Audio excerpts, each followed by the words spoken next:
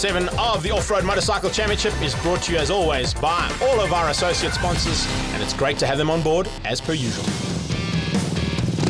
As the riders make their way to the start line, out on the front of this championship, it is really tight stuff, and the two-wheel brigade are putting on a phenomenal show. That man there looking to dominate today, is he going to be able to? But it's Spencer Creel who dominates so far in the championship. Grey Dick right on his tail, and Carl LaRue on the Honda in third. 250 class, it's Wynand Kleinans and Gavin Lowe. How difficult is it going to be for Spencer to hang on to that championship lead with his injury to his knee? No, at the last round in Mafeking, I tore my ACL ligament in my left knee. I managed a 5th place finish there, which I was quite happy with, but I'm starting in 6th place today, and the dust here is pretty thick, so there's going to be a lot of work. I need to get closer to Gray, Gray and Daryl are the main contenders. I'm just behind Daryl, but Gray's about a minute up the road, so I've got a lot of work to do today. 2nd place in the championship on the Schimmels Yamaha, Grey Dick. Yeah, well, I've come in 3rd. I think Spencer's 6th. We'll definitely be on the gas today. I'm sure we'll all get together some stage of the race today. But yeah, no, it was a nice jump at Mafeking. And yeah, today we just get out, try and get to the front and hopefully get going. I like this terrain. Yeah, this is what I think I won this race twice before in this area.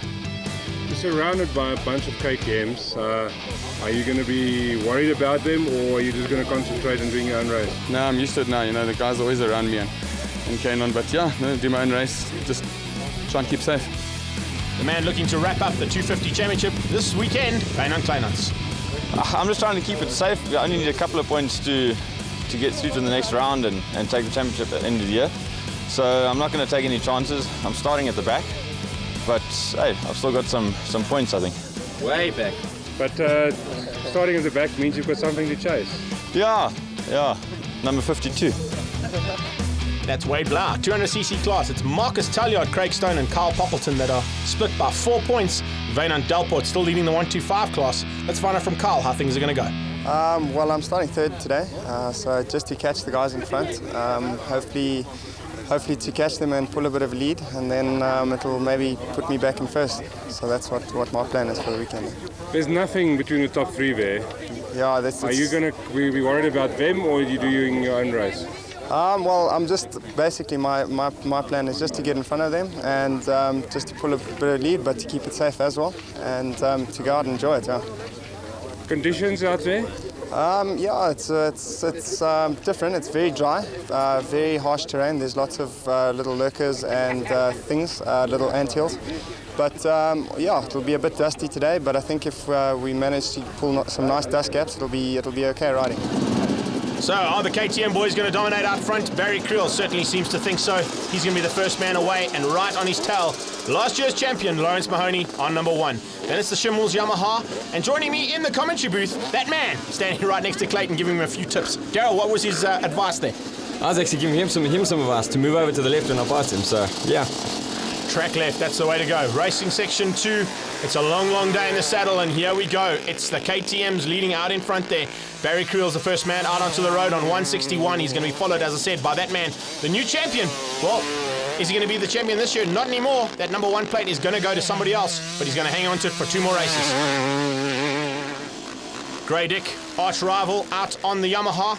He's also going to be trying very hard to catch those 2 KTM boys out in front. And again, you can see conditions are exceptionally difficult. I mean, it's just so dusty and dry out there that it's really hard once you catch somebody in front of you to pass them. Clayton makes his way out on the Beta. That's the Natural Freight Beta. Daryl, out in front there, you said the conditions are going to be tough with the dust. It's also a little bit of a tricky section as you go right through on this first loop. You can see that the Jeep tracks are there, but there's going to be a couple of lurkers waiting for you boys. Yeah, it's very dangerous because of the dust, and when the dust falls on the rocks, you can't see them, and that's where it becomes dangerous. Well, hopefully we're going to see that man a little bit further up the field than what he'd like to be. He is currently leading the championship, but hopefully he can hang on and just keep that knee in place. Kenneth Gilbert using his international experience as he gets out there. International experience is going to be a key factor, I'm sure. Yeah, you know, Lawrence and Kenny both spent the first 6 months of the year in the USA, and they've really learnt a lot out there. Definitely helped hone their riding skills. Well, you can see Barry's not giving anything, neither is Lawrence. Absolutely flying over that little kicker jump. Here comes Gray. Now, Gray's in the best position at the moment to try and take points away from yourself as well as Spencer. Clayton hitting the jump as well. Here comes none other than Mr. Curtis. What are you going to do to try and catch Gray? Well, obviously I was trying to go as fast as I can. I opted for a big 4-stroke here. We ran the 530. We decided only the day before to run it, and very difficult at first to get used to it. You've got 2 KTMs out in front. Are they going to try and take as many points away from... Oh, problems. Hold on a second. That's Wade Blau. Well, it looks like Wynand Kleinans doesn't have to worry too much about trying to catch number 52 because he's just pulled onto the side of the circuit. That's a big pity for the Yamaha rider. Well, here we can see Hilton Smith coming just to make sure that the motorcycle is okay, the rider's okay, and then back onto the track and riding for the roost. I was about to say, though, the 2 KTMs out in front as we see ECS KTM rider Craig Stone coming into place. That's going to help you boys out to try and take some points away from Gray. Yeah, definitely. Lawrence and Kenny, if they came in and they got themselves ahead of Gray, or in between Gray and myself, would have definitely helped me in the championship. It's going to be a tough day in the saddle, though, when you've got conditions like this. This is the first loop. You've got 200 Ks to do of this loop. It's 2 laps of this loop, and then we head off onto the slightly more technical section as well. 351, first of our seniors, Brian Bader, absolutely hauling. He's decided to run a Kawasaki for this season as well, changing from his normal KTM routes. I'm sure you boys aren't happy about that, but he seems to be doing quite nicely on that Kawa. Yeah, well, different strokes for different folks, and here we see Andrew Perry having a really consistent ride. Riding for Ord and Linux Yamaha. Next man out on it, looking pretty good. Also on a KTM, 191, Lani van der Walt. And also looking pretty good so far. This is the top 20 we're looking at. Here comes Ord Honda rider. 18 is Carl LaRue. 22 is Lawrence Merton, first of the Ramco Suzuki boys. That's the first Suzuki out on the track. And right on his tail is 156, CF Dutoy. Not normally a rider that we see up in the top 15 riders, but he's looking good so far. Mark Garland being very cautious there, and you'll see that a lot of the guys here are really being cautious because a lot of people have had bad experiences at Caledon, and many bones have been broken, so definitely a place to be cautious. Casper Bartnost and Gavin Walsh. Back to the front though, still Barry Creel. He's coming through this little rocky section we saw earlier in our quad coverage. You guys do this loop first. Making it look pretty easy are these 2 youngsters. They are absolutely flying. Look at Lawrence. I can't believe this, the pace that this man runs over such tricky conditions. Big 4-stroke coming into play here as well. That's going to help him through here, I'm sure. Gray looking quite good, and yeah, unfortunately Spencer is dropping backs pretty rapidly. I think that knee's starting to play and come into effect, and I'm not quite sure if we're going to see him finish the day's racing. Hopefully we are, because it is going to be vital for his championship. As we said, he has made up positions, and one of those positions is you, Daryl. What's happening out there? I was battling to get to grips with the big 4-stroke. Kenny passed me as well, and I take my head up to Gray because you've got to really be a strong guy to manhandle that big 500 or 530 in these conditions. So you're saying Gray's strong, huh? Right, looks like you are having a bit of a battle with that machine. It is a bit of a beast. Look at how it's throwing you around. Rodeo style from Curtis as he comes up here. And Carl Popperton's starting to close down into the back of you as well. Yeah, Carl's really getting his act together. He's put in an immense amount of training, and it's starting to pay off now. Marcus Talliard looking pretty good as well. He's leading the championship in this 200cc class, so watch out for him. Oopsie daisy, that's a big one. He goes down, maybe trying a little bit too hard there. Marcus and Carl have they've got this a huge amount of rivalry, and of course they're close in the championship points, so they're just both pulling out all the stops. That's always good to see. Not letting anything go down. Paulie van Rooyen, we haven't seen him all day. Sadiba Russell Campbell, Kawasaki rider. And he looks pretty comfortable as well. I'm sure he'd like to be a little bit further up the field though. Coming into picture comes Craig Stone, that's number 13. That's the ECS KTM. Stoney's had a good season, and I'm sure he's looking to get a good finish here today at Caledon.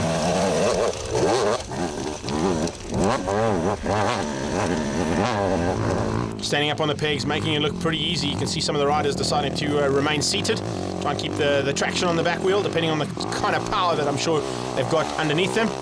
There you can see up onto the pegs once again from Hilton.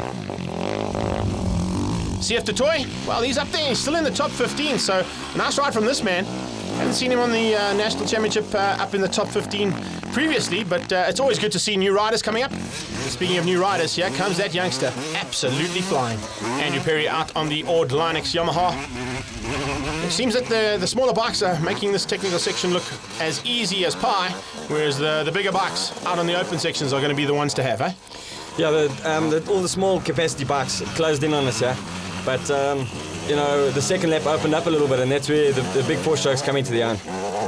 Well, that's what you want to see, and that's why you've opted to go with a bigger four-stroke, I'm sure. Let's wait and see if it's going to be able to be paid off. Carl LaRue, yeah, you can see the battle with that big four-stroke.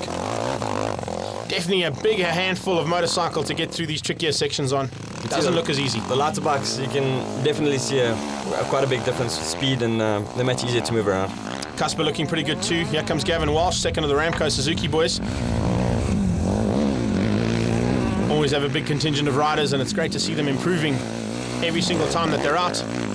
KTM, Yamaha and Suzuki battle, and of course with the Audi Honda boys in there too, it's almost a four-way battle. And speaking of new manufacturers, well, here's another manufacturer that's involved in off-road racing. That's the TM. Then we go to Wynand Kleinans. He's hanging on for dear life on number 17 at the back there. Another TM, of course, Mark Garland, used to all the desert conditions, and I don't think he likes rocks too much. Well, an important aspect of this is, of course, what tyre you're going to run on the rocks. What tyre did you guys decide to run on? We ran mainly the Michelin S12 in front, which is a nice soft tyre and still gives you a nice grip, and the M12 at the back, which is the intermediate tyre. If you go too hard, it's going to break the knobs off, and if you go too soft, it'll also break knobs off. So you've got to find something that still gives you the best of both worlds, and it's going to make it through the day. And most of the guys opting to run a mousse inside there. It's important to get lubrication on that mousse so you don't get them heating up. It's very important to prepare the mousse properly. If you don't put the correct lubrication in, then the mousse gets hot and it breaks up and collapses. And it's not worth running tubes at these nationals, because a puncture can throw away your championship. Yeah, that's an important thing to do. As we see our top senior rider, that's Brian Bader. He's just behind Corey van den Berg on the Ord Honda. So watch out for those boys, and you can see that Brian Bader dominating up front here. There's not another senior in sight as we see some of the rest of the field coming through here. It's Charles London on the ATV, Sally's Yamaha, and right on his tail another Ramco Suzuki rider. That's Craig Ramsey. Looking pretty good so far in these tricky conditions. First of the Huskies coming into sight, that's number 350. And of course that's second place in the seniors. Dudley Smith having a good run. Third place, well, it's 352 right on his tail. Looking pretty good, Sean Kirk. Captain Kirk on the Ramco Suzuki. Next man up, it looks like that's Vince Jordan. Oops, yo, that's gotta hurt. A branch right smack bang in the middle of your goggles. But back to the front end of this field, and KTM still out in front. We're happy about that. 1 and 2, in fact, as you see Lawrence just behind Barry. And Barry, of course, having ridden a lot of motocross, you can see it's really helped his riding. Become very fit over the last part of the season. I'll tell you something, Barry Creel is the find of the second half of the season, but Gray definitely still in with a chance. Kenny Gilbert up into fourth place now. He's actually got ahead of Spencer as well, so that's interesting. Here's Daryl. He moved up into fifth place and ahead of Spencer. Is there problems for Spencer? That's what we've got to find out now. Has he been able to hang on and allow that cruciate ligament injury to affect his race, or is it going to be the end of the day for him? Poppleton up into sixth spot, so it looks like he is falling back to the field quite rapidly. Well, as we see Spence moving back in the field, is there anybody else out there on another? Well, Talyard coming through on another KTM. The only man that's giving the KTMs a run for their money is the Schimmels Yamahas. Grey Dick. We're going to see another manufacturer on the next shot. Yes, indeed. Hallelujah. We get a Kawasaki coming into sight. And the green machine is ridden by Bolly van Rooyen. Next man on the road, ECS is KTM. He's got a lot of work to do to catch up with Poppleton and Talyard. They're up in front. That's the battle for the 200cc championship. But he has had a great season, and I'm sure he's going to be up there real soon. Hilton Smith coming into sight, the Roost KTM rider.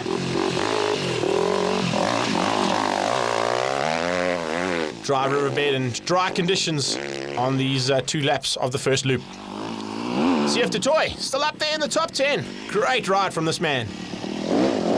On board his Yamaha, and it looks like Schimmel's giving him a little bit of support as well, so let's watch out for him. Looking for our first 125 rider to come into sight. That should be Andrew Perry, and it is indeed on the Linex order Yamaha. What's happening with that 125 championship? I'm not quite sure why they've decided to drop the points and give these guys a hard time right at the end of the season though, Daryl. Yeah, apparently there haven't been enough riders in the last couple of rounds, and some of the guys are going to lose the points aren't going to count, which is quite a contentious issue at the moment. Yeah, I'm sure. Lawrence Merton, Ramco Suzuki, he's just out of the top 10 with a bit of work to do. And this man also with a bit of work to do to get into that top 10. Millies, Carl LaRue on the Ord Honda. Casper Badenhorst is the Schimmels Yamaha's second man out there. The official Schimmels man. Of course, we've got CF Toy stuck in the middle of Gray and himself. And then it's Gavin Walsh, the second of the Ramco Suzuki men. Second place in the 125s at the moment, Dylan Ings, Arrow Racing's TM. 65, that's Jonk. looking pretty good out there as well, also on a Ord Honda. Corey Vandenberg, his teammate, in hot pursuit of his teammate. And next up, Brett Buchan on the second of the Roost riders. So looking pretty good out there are the Roost. Speaking of the Roost, here comes the leader in the seniors and dominating. He's in the top 15 overall as well. Brian Bader. As you see, problems here for Spencer. Oh no, can you believe it? It looks like that's the end of the day. No, definitely. I've twisted my knee again, and it's just I can't put any weight on it. I can't change gears, so that's pretty much the end of the road for me. If Gray stays on 2 wheels and Daryl, then they could be taking the championship lead away this weekend.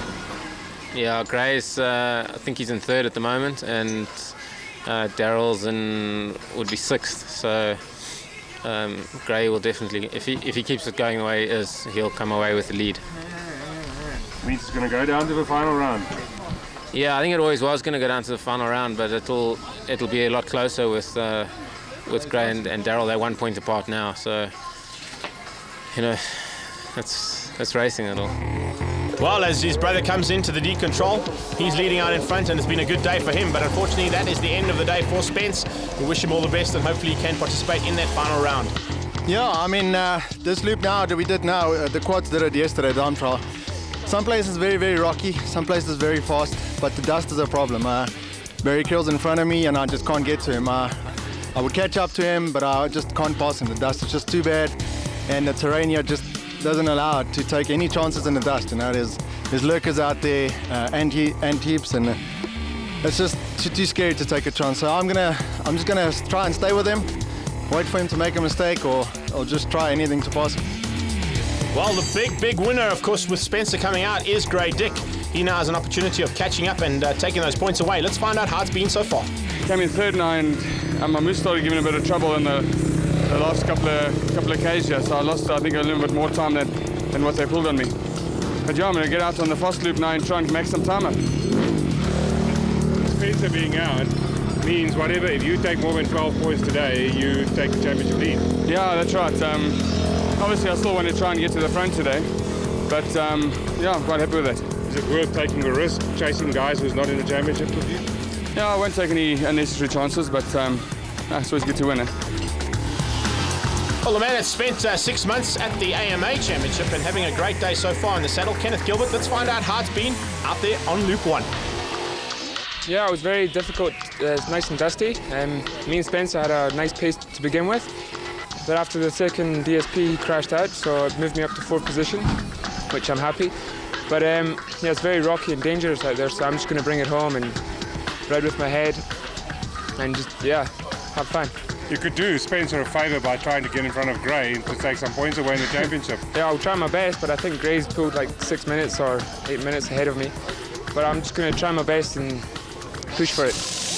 Nice little AMA Scottish South African twang in Kenny's accent there. But good to have him back. And absolutely flying, as is this man, 161. Oh, moving up into 2nd spot now, Gray. Well, Gray looks like he has got ahead of Lawrence at some point. Not quite sure what's happened to Lawrence, but they're coming into a little bit of a tricky section here. This is a technical bit. Carl Poppleton up into 3rd place. So something has definitely gone wrong for Lawrence. Maybe you can give us a bit of insight there, Mr. Curtis. In fact, Lawrence and Kenny both had problems, and I managed to move up, and Carl slipped past me in one of the technical sections, but I was pushing hard to try to catch him, yeah. I think it's going to be a tight battle between yourself and Carl to the end of the day. 2nd place in the 200cc class now, Craig Stone. What's happened to Marcus Tulliard? Marcus has just had a huge crash in front of me, breaking his fibia and tibia, and I stopped to give him a hand. Oh, that's a big pity. We wish him all the very best and a quick recovery so he can possibly come and take on the championship right at the end. But I think tibia-fibia break is not going to be easy, and that might be his championship, unfortunately. Casper Vardenhorst looking pretty good out there, still on the Schimmels Yamaha. He's now moved up a couple of positions and doing really nicely. Donnie van der Walt again. Obviously racing's been in the family for a long time, and he's coming through, seems to be riding really well. Always nice to see some improvements from our riders. Wynand Kleinhans looking to wrap up the 250 class today. As long as he can keep it upright, that's exactly what he's going to do. Big thumbs up from some supporters stuck in the trees here. As you see one of the youngsters coming back into our sights, 104. This man has had a great day in the saddle. Definitely one of the youngsters to look out for in the future. Millies! Yes, well, Millies is going to be happier about the second section of the loop, I'm sure, because it's a little bit more flat out. There are a few little technical bits that they're coming into now. Gavin Walsh has moved up as well, so he's ahead. Nice riding from him, the second of the Ramco Suzuki boys. Looking pretty comfortable out there, looking to catch Millies as quickly as he can. Next up, Brett Cummings, Sadiba Kawasaki. He's also having a great battle. It's a 200cc battle there between himself and Gavin Walsh, who we've just seen, and of course Casper Bardenhorst a little bit further up the road, but they've got to try and catch young Kyle Poppleton and Craig Stone. Next man up, Lenda Troy, looking pretty good and looking quite comfortable out here. Troy D Designs rider on his Yamaha, and he's sitting comfortably in that top 12, so it's a nice ride from him. Brian Bader is still out in front, and I don't think anybody's going to catch this man. He is a dominant force in the seniors competitors, and I think he is looking to take another win here today on board his Roost Kawasaki.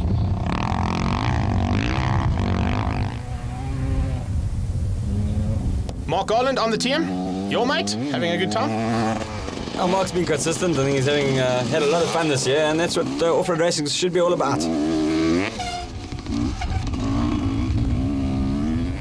Next man up is none other than a legend in off-road racing, a long-time competitor riding for the Ord Honda team. Corey is definitely someone to watch out for when it comes to this type of racing. 56 is the next man on the circuit, and looking pretty hot out there. Going through this section a little bit quicker than what we've seen. Vane on Bardenhorst. 125 on the TM. Team Roberts Racing's Chris Gomez. This is where the 125s are going to take a bit of strain. This second loop definitely made for the slightly bigger machines. 787. That's Melt Kukamur. Can you believe that boy? He is absolutely hauling through the section. Could get on the gas a bit quicker, eh? Go Melt. Could be melting out there with the heat and the conditions that we've got today. Second rider, 368, is Ben Carey. You were right, Mr. Curtis. Well picked up there. Kenneth Gilbert with some problems. Oh, what's going on? I seized it.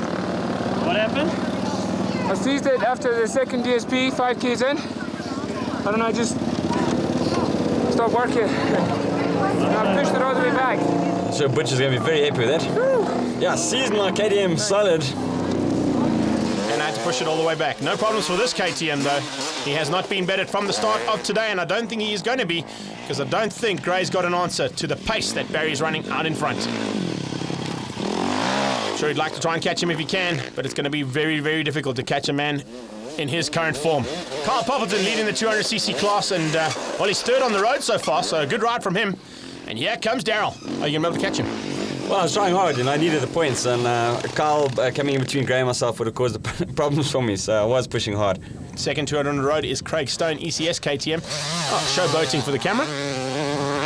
Love it when we get a bit of aerial material. This is going to be a tricky section. If you come in here a little bit quick and don't realize that it's a dangerous point, you might just end up over the bars. Yeah, that's exactly it, and somebody's crashed here. Who's that? Oh, it's a big one.